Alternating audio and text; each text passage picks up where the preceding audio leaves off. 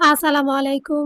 ফারজানাস রেসিপির নতুন আরো একটি এপিসোড দেখার আমন্ত্রণ আপনাদের সবাইকে। আমি আজকে আপনাদের করে দেখাবো মাত্র 10 মিনিটেই কোনো রকম নাচোস চিপস তৈরি করার ঝামেলা ছাড়াই পারফেক্ট রেস্টুরেন্ট স্টাইলের ইনস্ট্যান্ট মেক্সিকান নাচোস। আর আমার রেসিপিগুলো যদি আপনাদের ভালো লেগে থাকে তাহলে আমার চ্যানেলটাকে সাবস্ক্রাইব করতে ভুলবেন না। আর আমার প্রতিটা ভিডিওর নোটিফিকেশন সবার আগে পেতে বেল বাটনে একটা ক্লিক করে দেবেন। তো চলুন গিয়ে দেখে নিই 10 মিনিটেই ইনস্ট্যান্ট রেস্টুরেন্ট স্টাইলের নাচোস তৈরি করার সম্পূর্ণ প্রস্তুত প্রণালী। এখন প্রথমেই আমরা নাচোসের জন্য চিকেনের প্রিপারেশনটা করে নেব। আর এর জন্য এখানেও আমি বড় একটা মিক্সিং বোলের মধ্যে দিয়ে দেব মেজারমেন্ট কাপের 1 কাপ পরিমাণ মুরগির বুকের মাংস ছোট কিউব করে কাটা।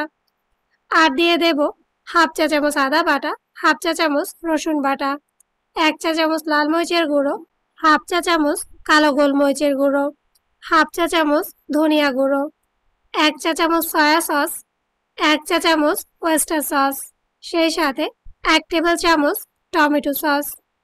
আর দিয়ে দেব স্বাদ মতো লবণ। তবে লবণটা অবশ্যই একটু বুঝে শুনে দেবেন, কারণ এখানে আমরা যে সয়া সস আর ওয়েস্টার সসটা ব্যবহার করেছি সেটাতে কিন্তু আগে থেকেই পর্যাপ্ত পরিমাণ লবণ দেয়াই থাকে। সব শেষে চিকেনের বাইন্ডিং এর জন্য এর মধ্যে আমি অ্যাড করে দেব 1 টেবিল চামচ কর্নফ্লাওয়ার। এখন এই সবগুলো উপকরণ খুব ভালোভাবে একসাথে মাখিয়ে নেব। মাখানো হয়ে গেলে মশলা মাখানো এই চিকেনটা আমি একটা সাইডে সরিয়ে রাখবো। সেই সাথে নাচোসের জন্য চিজ সসের প্রিপারেশনটা করে নেব।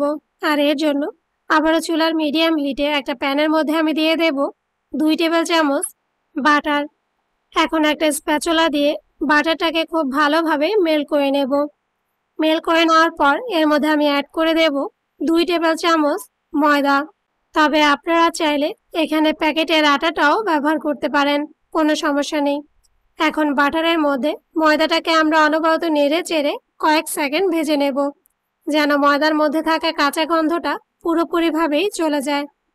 দেখুন, কিছুটা সময় ভেজে নেওয়ার পর বাটার আর ময়দার কালারটা কিন্তু অনেকটাই পরিবর্তন হয়ে গেছে এবং ভাজা ময়দার আর বাটারে খুব সুন্দর একটা স্মেলও ছড়িয়ে পড়েছে। আর এই পর্যায়ের মধ্যে আমি অ্যাড করে দেব মেজারমেন্ট কাপের 1 কাপ আর 1/3 কাপ লিকুইড গুঁড়ো দুধ। আর এই দুধটা আমি আগে থেকে জাল করে ঠান্ডা করে নিয়েছি। এখন ময়দার মিশ্রণের সাথে দুধটাও খুব ভালোভাবে মিশিয়ে নিয়ে জাল করে নেব, যেন দুধ আর ময়দার এই মিশ্রণটা কিছুটা ঘন হয়ে যায়।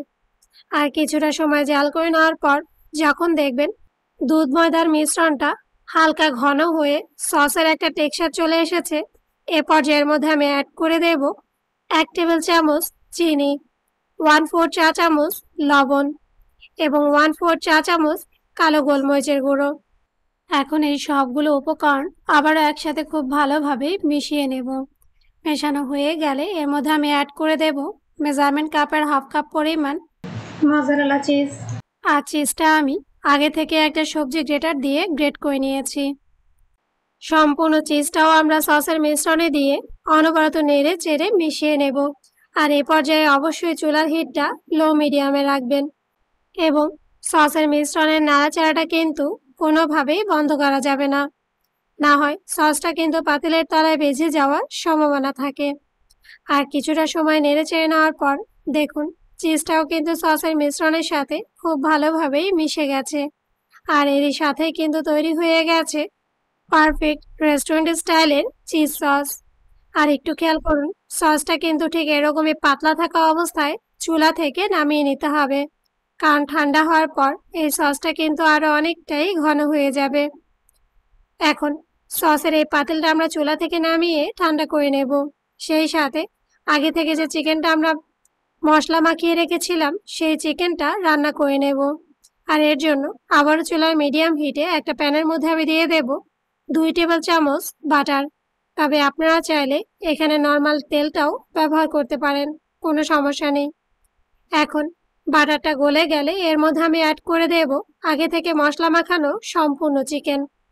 এরপর কিছুটা সময় অনবরত নেড়ে চেড়ে চিকেনটাকে বাটারের মধ্যে ভেজে নেব। আর কিছুটা সময় ভেজে নিলেই দেখবেন চিকেন থেকে কিন্তু পানি ছাড়তে শুরু করে দেবে। আর এ পর্যায়ে প্যানে ঢাকনা দিয়ে দেব 5 মিনিটের জন্য। তবে অবশ্যই মাঝে একবার ঢাকনা তুলে চিকেনটাকে নেড়েচেড়ে দেবেন, না হয় মশলা মাখানো চিকেনটা কিন্তু পাতিলের তলায় বেজে যাওয়ার সম্ভাবনা থাকে। দেখুন, 5 মিনিট পর চিকেনটা কিন্তু ভালোভাবে সেদ্ধ হয়ে গেছে। আর এ পর্যায়ে চিকেনের মধ্যে কিন্তু খুব সুন্দর একটা হালকা ব্রাউন কালারও চলে এসেছে। এখন চুলাটা বন্ধ করে দেব এবং চিকেনটাও চুলা থেকে নামিয়ে ঠান্ডা করে নেব। সেই সাথে আগে থেকে যে সসটা আমরা তৈরি করে রেখেছিলাম, দেখুন সেই চিজ সসটা কিন্তু ঠান্ডা হওয়ার পর আরো অনেকটাই ঘন হয়ে গেছে। আর এ পর্যায়ে এই সসটা আমি এরকম একটা সসের প্লাস্টিকের বোতলের মধ্যে ঢুকিয়ে নেব, যেন নাচোসটা তৈরি করার সময় খুব সহজেই আমরা সসটা ব্যবহার করতে পারি। এখন সম্পূর্ণ সসটাই বয়ামের মধ্যে ঢুকিয়ে নেওয়া হয়ে গেলে ঢাকনা লাগিয়ে নিলেই কিন্তু সসটা ব্যবহারের জন্য এখন পুরোপুরি তৈরি। আর আমি কিন্তু আগে থেকেই আরও একটা সসের বোতলের মধ্যে টমেটো সসটাও ঢুকিয়ে নিয়েছি। এখন 2 ধরনের সস আর চিকেনটা যেহেতু তৈরি হয়ে গেছে, এখন কিন্তু নাচোসটা তৈরি করে নেওয়ার পালা। আর এর জন্য আমি কিন্তু আগেই আপনাদের বলেছি, আমি আজকে আপনাদের কোনো রকম নাচোস চিপস তৈরি করার ঝামেলা ছাড়াই নাচোসটা তৈরি করে দেখাবো।